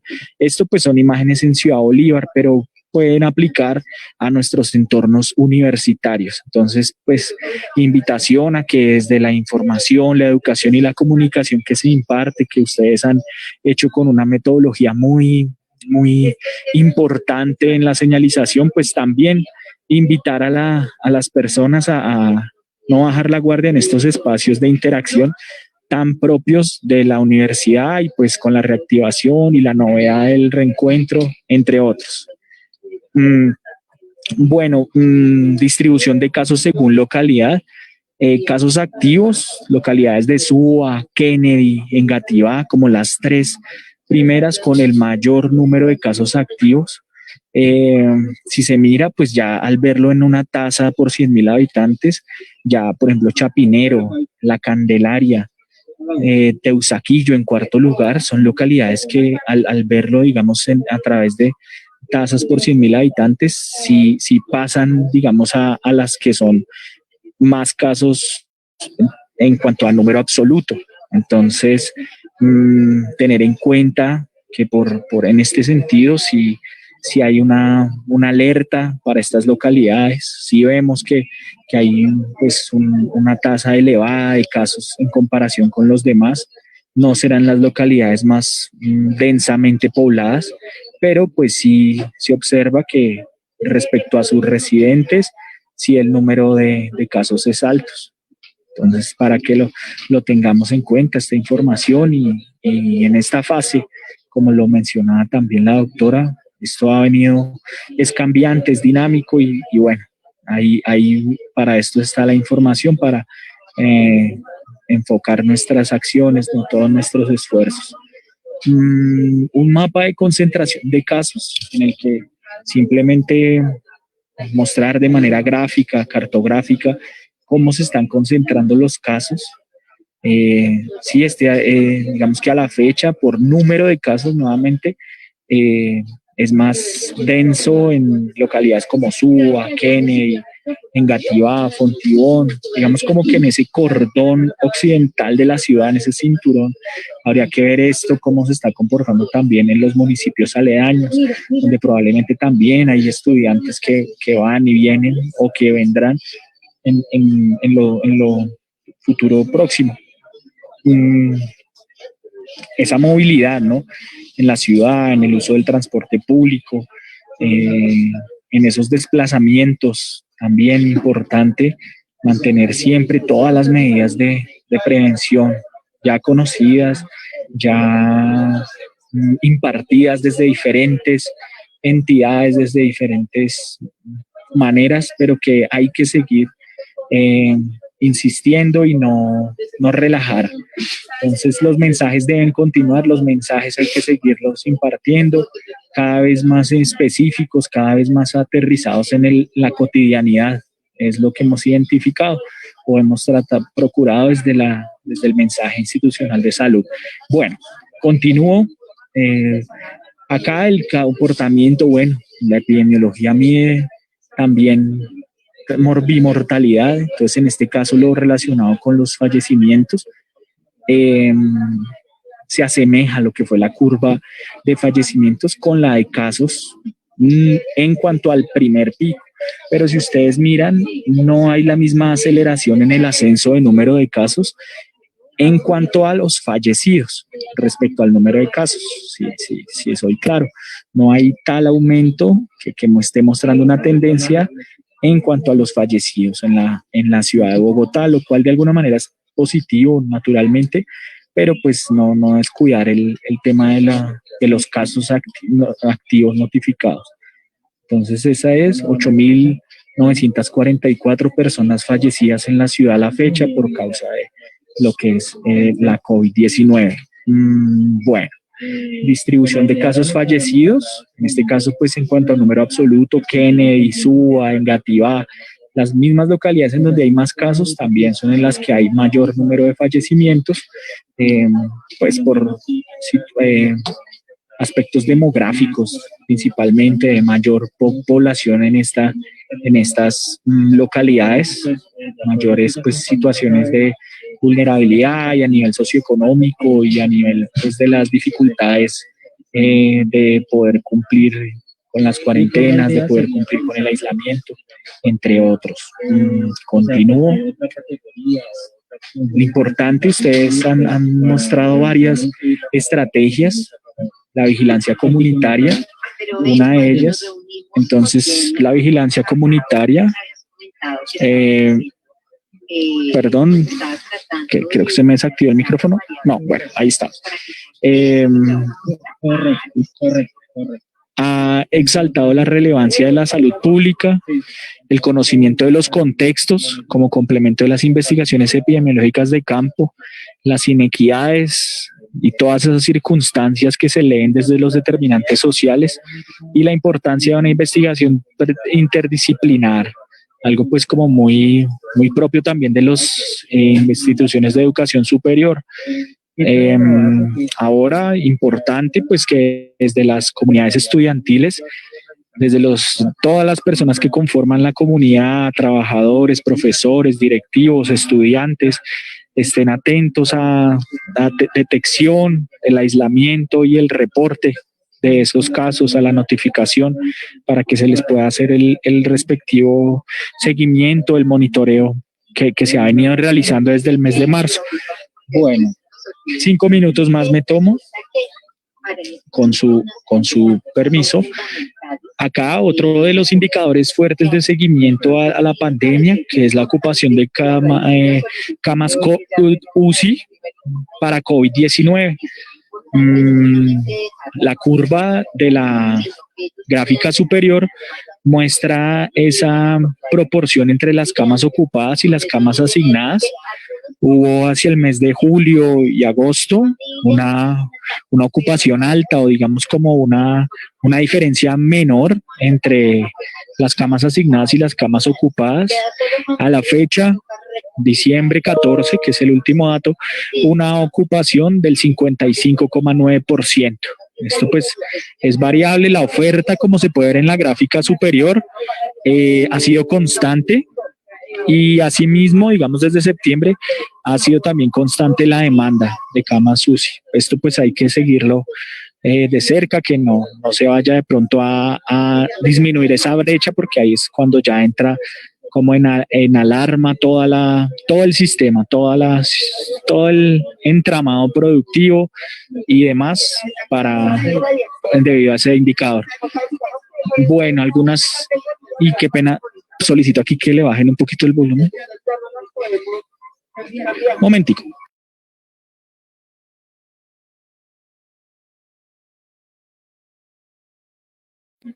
Aló, retomo. Reflexiones. El distrito se encuentra en un aumento de casos con mayor aceleración en algunas localidades, acompañado de un incremento en la ocupación UCI. El aumento Mínimamente se dará hasta finales de enero y su aceleración dependerá de la adecuada adopción de medidas de autocuidado durante la época decembrina y temporada de vacaciones. Importante ahí el comportamiento social como variable dependiente del aumento de casos. Entonces, ahorita pues ahí ya hemos visto cómo han sido las celebraciones, cómo están los sitios de mayor centralidad de comercio en la ciudad, cómo está el centro de la ciudad, los centros comerciales. Hay muchas estrategias y protocolos, así como los ha hecho el sector educativo. No sé si con la misma metodología y sistematicidad que nos mostraba, pero los centros comerciales, en las plazoletas de comida, en la ventilación, de los lugares donde más se puede concentrar la gente, insistiendo en el uso de los elementos, en el lavado de manos. De ello va a depender la aceleración, que es como esa variación de la velocidad en una unidad de tiempo. Entonces, de eso depende mucho. O sea, ese factor, esa variable es muy importante. Bogotá tiene un reto adicional como ciudad captora de migración interna y externa, la llegada de viajeros, la llegada de población a la ciudad, actividades productivas, actividades incluso turísticas, que también pues van a determinar mucho del comportamiento de la pandemia en el mes venidero, de enero, febrero, y bueno, lo que tiene que ver mucho con la reactivación que ustedes plantean, entonces, para que lo tengan muy en cuenta. Atender los llamados preventivos de aislamiento voluntarios. Está el programa PRAS, de prueba, rastreo de aislamiento selectivo sostenible. En Bogotá, más específicamente, se ha denominado DAR, detección, aislamiento y rastreo. Reporte, perdón. Entonces, importante que esto llegue a la práctica, a la praxis de las actividades de la comunidad académica, la comunidad universitaria. La vacuna, que también pues es todo un hecho significativo para el desarrollo de la pandemia, para el transcurrir, el devenir. Estamos pendientes de ello. Ha habido un rebrote en Europa, entonces ahí hay que ver esas otras circunstancias. Bueno, retos de la salud pública para todas las ciudades en diferentes eventos, salud mental, crónicos, infecciosos, lo que se denomina también la sindemia y esa suma de diferentes enfermedades y la afectación pues mayormente que pueden derivar. Me permito presentar tres diapositivas más, me disculpan. Filtramos la base de positivos COVID en dos variables, en el rango de edad, entre 15 y 44 años, y en ocupación. Quisimos ver cómo se estaba comportando o se ha comportado históricamente la pandemia en este grupo de edad, digamos como un ejercicio aproximado de cómo ha sido en las personas estudiantes en este rango de edad en la ciudad. Sé que no abarca acá lo que pueden ser los profesores o los trabajadores en la comunidad educativa. Sé que este contagio no se ha dado en el espacio universitario, en el espacio físico, probablemente, pero bueno, son unos datos que quise, junto con el equipo de vigilancia COVID, presentar. En la gráfica acá vemos una tendencia de notificación de casos de personas que reportaron ser estudiantes en este rango de edad, 15.494 personas. No hay una diferencia demasiado evidente o significativa o atípica a nivel de género. Ahora bien, por localidad, en las localidades Suba, Kennedy y Engativá respectivamente, es donde más se ubican personas en este segmento. Entonces, para que lo tengamos en cuenta sobre su distribución en el territorio de la ciudad, sobre su movilidad, sobre su desplazamiento, entre otras variables. ¿Qué ha pasado? ¿Cuál ha sido el desenlace de estas personas? El 99% tuvieron un manejo en casa, un manejo, digamos, leve en caso de síntomas, y unos casos pues muy menores, pues significativos naturalmente, pero menores respecto al total de los que han estado en casa. de 0 y unas, perdón acá que filtré y no dejé más milésimas, pero bueno, ahí está el número de casos de quienes han fallecido, 14 personas, estudiantes entre 14 y 44 años, fallecieron a causa del COVID, en hospitalización 69, en UCI 9, y no aplica, no causa directa 11 personas, para que tengamos en cuenta pues que la afectación ha sido pues relativamente en casa para la mayoría de las personas que han tenido COVID. Aquí el rango de edad, mayoritariamente 44% personas entre los 20 y los 24 años. En segundo lugar, entre 15 a 19 años, y en tercero, de 25 a 29 años. Las personas, digamos, el rango de edad de las personas que reportaron en su ficha de notificación como ocupación ser estudiantes. Bueno, estas fueron las reflexiones que ya las di anteriormente. Agradecerles por su atención y por la invitación a este seminario. Un saludo de la doctora Iliana Curiel, un saludo de la doctora Inés María Galindo, de la Subdirección de Vigilancia en Salud Pública y de Acciones Colectivas de la Secretaría de Salud. Gracias a Diana también. Muchas gracias, César, por toda esa intervención y todo ese análisis de investigación en tema del comportamiento epidemiológico en Bogotá. Finalmente, entonces, le doy paso a nuestro director Ricardo Moreno para todo el tema de las conclusiones finales. Habrá un tiempo corto para algunas preguntas que quieran hacer los asistentes que están en este momento, y finalmente pudo entrar el secretario de ASCUD para que haga pues un cierre de este webinar. Entonces, director Ricardo, le doy la palabra.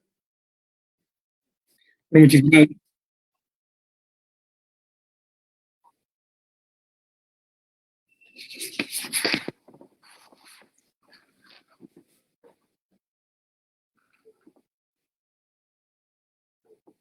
Aún vemos la presentación, creo. César, si puedes, por favor, quitar la presentación de la pantalla. Sí, permítanme un minutico que se me desconfiguró. Unos segunditos. Ya aquí Okay. Muchas Ya gracias. les voy a compartir una entonces desde la dirección. Muchísimas gracias. Para evitar el error o la complicación lo más posible, pues aquí seguimos con el tipo de Bueno, agradezco a César si nos puede cerrar el micrófono. Gracias. No me deja, perdón, que es que no me deja. No. Tranquilo. Esos son los retos de la Tecnología.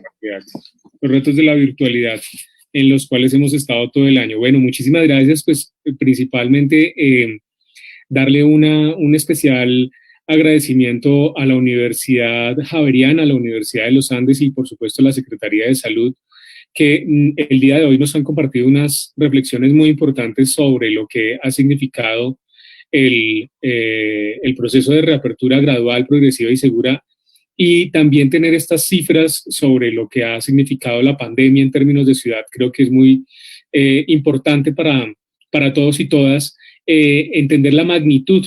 Cada una de esas cifras que vemos de personas en UCIs, personas contagiadas, personas fallecidas, son realmente el propósito nuestro de trabajo para evitar caer justamente en un número mayor de afectación sobre la vida, que es el propósito fundamental, creo que de todos y de todas. Destacar algunos mensajes de las presentaciones que nos han hecho, unas frases que me parecen muy importantes. En primer lugar, de la experiencia de la Universidad Javeriana, del paso de esa incertidumbre a la acción. Tal vez uno de los mensajes más importantes que nos deja esta reflexión del día de hoy tiene que ver cómo ha significado para el sector educativo y cómo ha significado especialmente para la ciudad la tarea de transitar de la incertidumbre a las acciones. Y claramente pues estas acciones implican repensar la educación en clave de un aprendizaje. Y ahí entonces viene otra frase que me parece contundente que nos compartía a María Andrea, y es que todos los días aprendemos una cosa nueva. Y aprender todos los días, creo que justamente dentro del propósito de la universidad, dentro de la concepción de la universidad, está la producción de conocimiento. Y es muy interesante ver cómo desde la experiencia de la Universidad Javeriana, desde la Universidad de los Andes, justamente existe un propósito de reconocer, de estar todo el tiempo produciendo nueva información y decisiones para repensarse la educación y para atender justamente las condiciones de la nueva normalidad, como se ha denominado. Dentro de estas experiencias significativas que nos han planteado el día de hoy, muy importante las respuestas que ha planteado la Universidad Javeriana y la Universidad de los Andes en términos de los ecosistemas de aprendizaje, de revisar de manera prospectiva y de comprender la situación particular de cada comunidad. Creo que un elemento común que nos sirve como experiencia para las instituciones que hoy ya están adelantando sus estrategias de retorno a los campus, pero también para aquellas que lo están pensando de cara al 2021 y los próximos años, tiene que ver con justamente planificar. Y es esa forma como desde las instituciones se construyen los referentes para la atención a esa incertidumbre que nos ha planteado Javier en su intervención. ¿Cómo entendemos que las instituciones deben disponer tanto el conocimiento como sus recursos físicos, recursos tecnológicos, recursos financieros, por supuesto, para atender unas condiciones que son absolutamente dinámicas? Nos decía María Alejandra, pasar de la presencialidad, luego a la virtualidad y luego a una nueva presencialidad, en un modelo híbrido, en un modelo digamos, de virtualidad también en algunos momentos, y que ha sido cambiante de acuerdo a las políticas que se han venido emitiendo por parte del gobierno nacional y del distrito, y del propio comportamiento que hemos tenido de la pandemia, que es, digamos, muy contundente con las cifras que nos presentaba César sobre las condiciones epidemiológicas de la ciudad y de las mismas respuestas que desde el distrito se ha tenido que dar para atender el contagio y las condiciones de la transmisión del COVID en los diferentes territorios.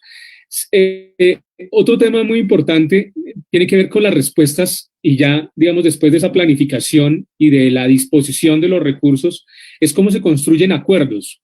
Y los acuerdos se dan en unos niveles institucionales, en unos niveles de las propias comunidades, donde tiene mucho que ver la certeza de los mensajes y la certeza de esas acciones que se desarrollan por parte de cada comunidad. Aquí, pues claramente, como también se señalaba en las dos experiencias de los Andes y de la Javeriana, están las acciones académicas que tienen que ver con todo este acompañamiento a la comunidad, tanto estudiantes, docentes, administrativos, en sus particularidades y con el valor de contar con información precisa para la toma de decisiones. En las acciones de bienestar, que creo que es uno de los grandes retos que tenemos de cara al 2021 y el retorno de cada vez más comunidades, y es cómo logramos atender de manera integral y realizar ese acompañamiento en los diferentes niveles. Algo muy importante, la salud, por supuesto, la salud física y mental, la afectación que ha tenido la pandemia sobre tantas familias. Lo decía César, pues con las cifras de mortalidad que ha tenido en Bogotá el COVID, seguramente muchas de nuestras comunidades se han visto afectadas, muchos de nosotros nos hemos visto afectados por la pérdida de algún familiar, de alguna persona cercana, de amigos, y es uno de los grandes retos que nos plantea de cara al 2021, las acciones de bienestar. Un tema clave que nos ha permitido durante este semestre atender el retorno y la garantía del derecho a la educación es la infraestructura.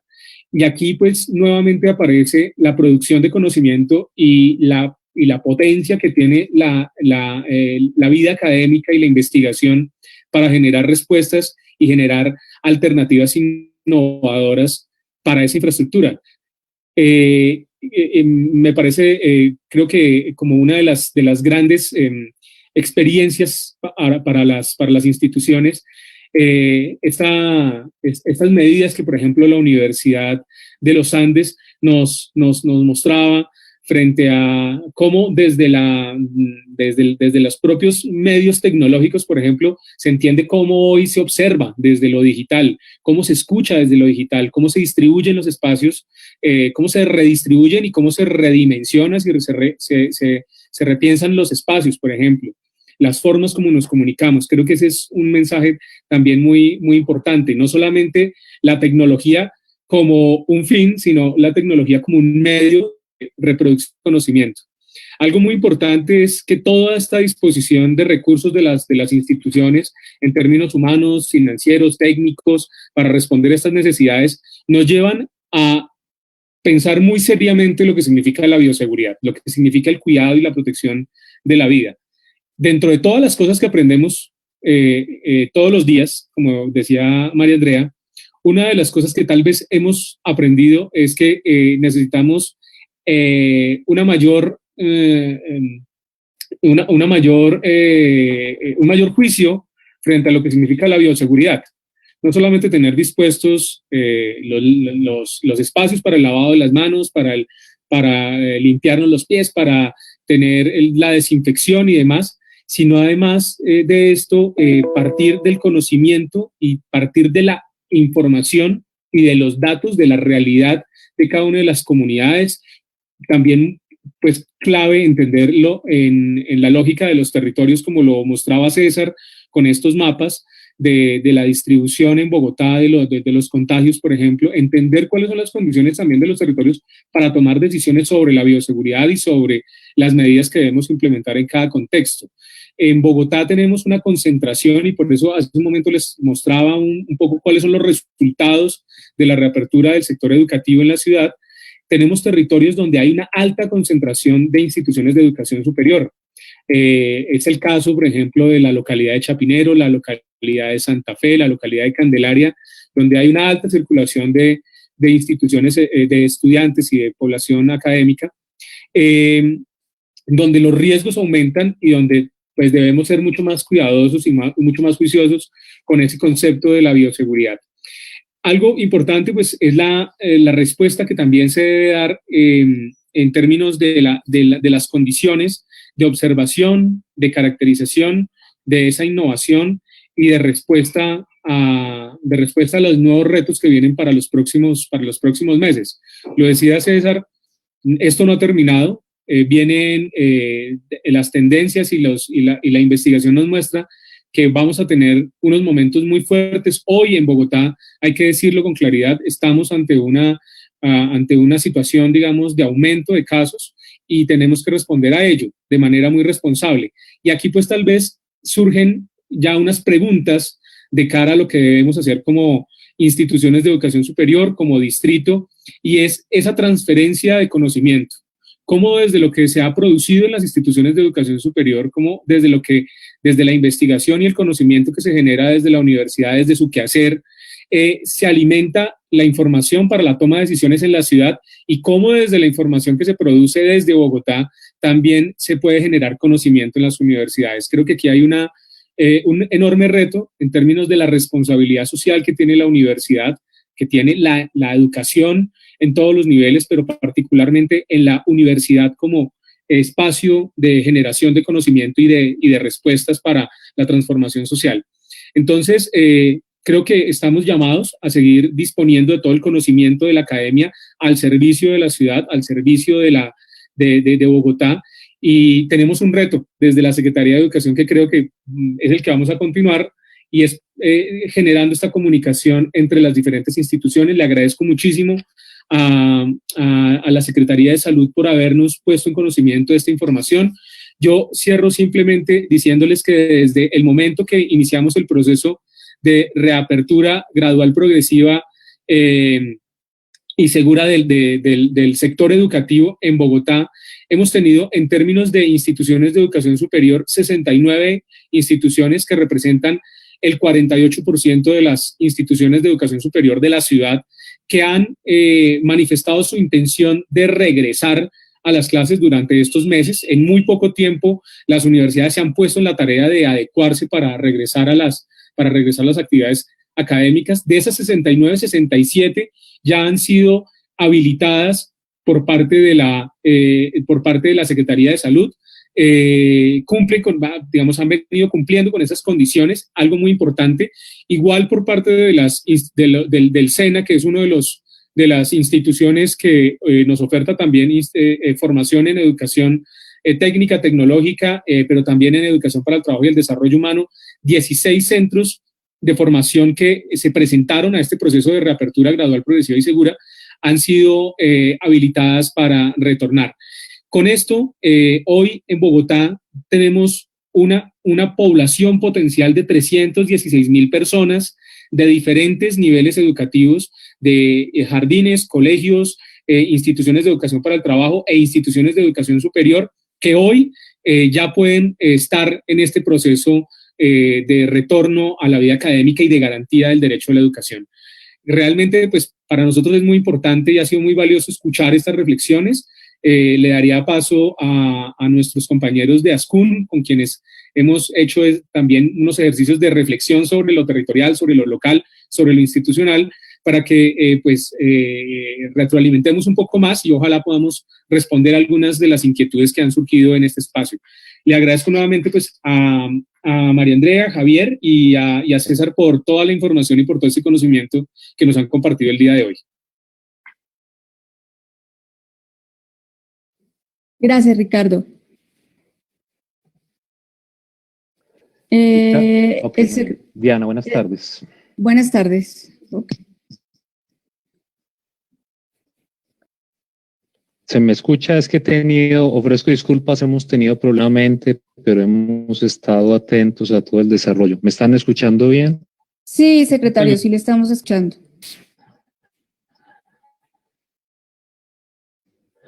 Muchísimas gracias. Simplemente quiero agradecer este espacio que se ha generado en gran medida por la iniciativa de la Secretaría de Articulado. Quiero destacar que desde muy temprano en el año empezamos a fortalecer esta articulación desde las universidades y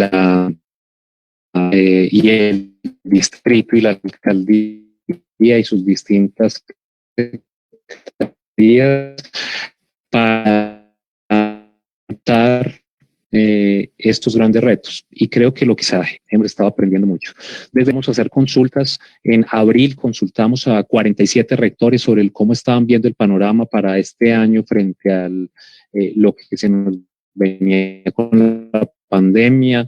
En mayo hicimos consulta a 10 sobre cómo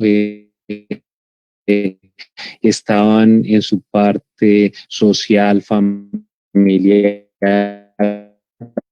efectiva e incluso de conexión, de equipos, distintos aspectos que considerábamos relevantes para afrontar estos retos. E igualmente entre mayo y junio consultamos a 5.500 profesores también de instituciones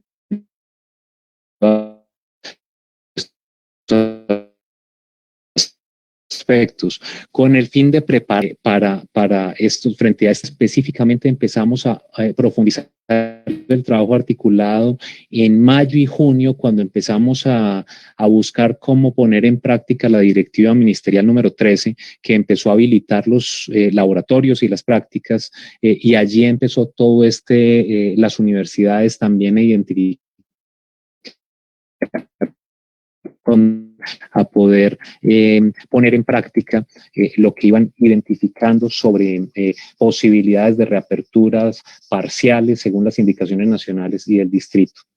Y hemos visto durante esta tarde unos excelentes ejemplos de universidades que han puesto en práctica tanto cosas que son producto de su desarrollo interno como de recopilación de buenas prácticas nacionales y mundiales. Y en esto debemos seguir aportando articuladamente. Con el distrito, nuestra intención es seguir trabajando de esta forma porque sabemos que lo que viene el próximo año va a ser igualmente retador, va a ser una etapa distinta, culminado. Hay retos grandes para el sector, en otros casos la alternancia, incluso abordar a aquellos estudiantes que por alguna razón tuvieron que abandonar los estudios a pesar de los grandes esfuerzos que se hicieron desde desde el gobierno nacional, distrital y desde las propias universidades. De todos modos, hubo un porcentaje de estudiantes que tuvo que hacerlo. Y eso debe entrar dentro de lo que tenemos que abordar para el doctora Diana, Ricardo, Fabián y demás amigos de las secretarías, tanto de educación y de salud como de las universidades, reiterar la mejor disposición de la asociación para continuar con este trabajo. La única forma en la que podemos salir adelante es, como lo decía ahora Ricardo, tomando lo mejor de la academia y lo mejor de la administración para que en conjunto respondamos a estos grandes desafíos. Nuevamente, muchísimas gracias, y de asistencia están haciendo porque esto debemos avanzar. Muchísimas gracias. Muchas gracias, secretario.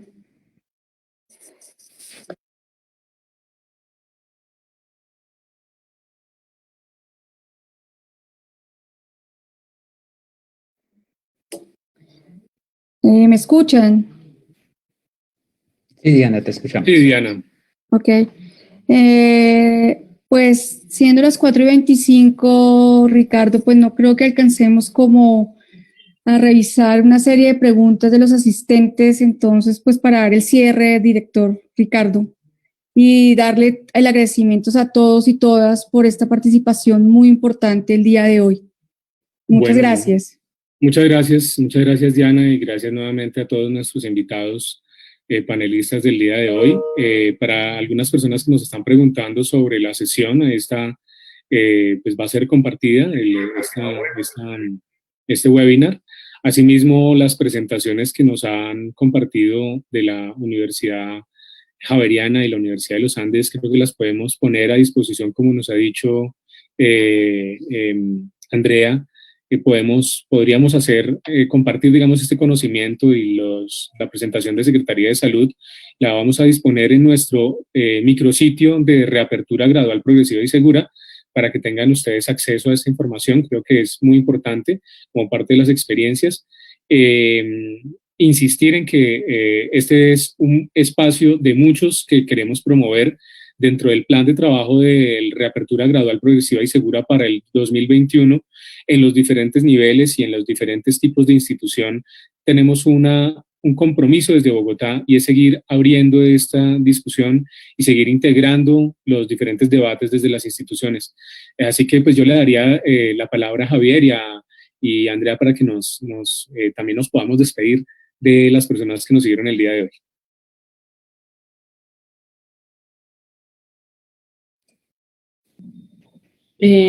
Bueno, muchas gracias por la invitación. Yo creo que esto es una construcción colectiva. Lo hemos trabajado con varias universidades, entre eso la Javeriana. Creo que aquí todos estamos aprendiendo y lo que dije yo al principio, todos los días esto nos trae un reto diferente.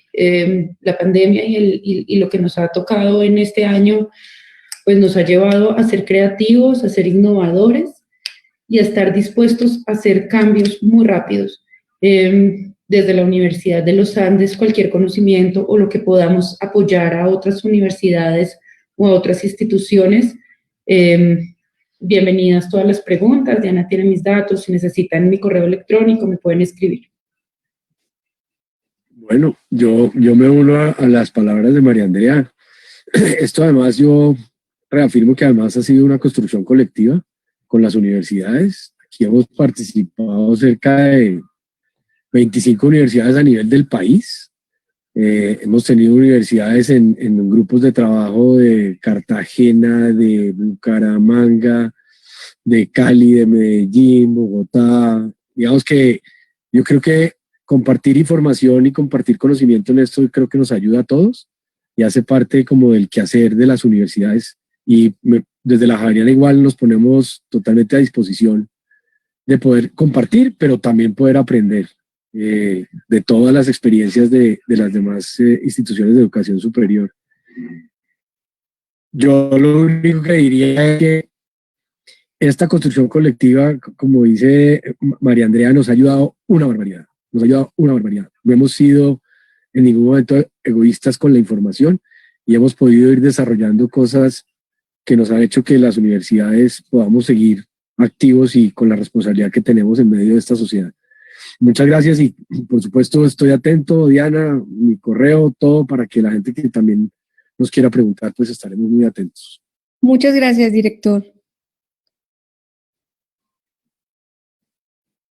Bueno, entonces muchísimas gracias a todos y todas y nos veremos en una próxima oportunidad y gracias a Askun, esta serie de charlas que seguiremos sosteniendo con cada una de las instituciones para construir de manera conjunta la educación que buscamos.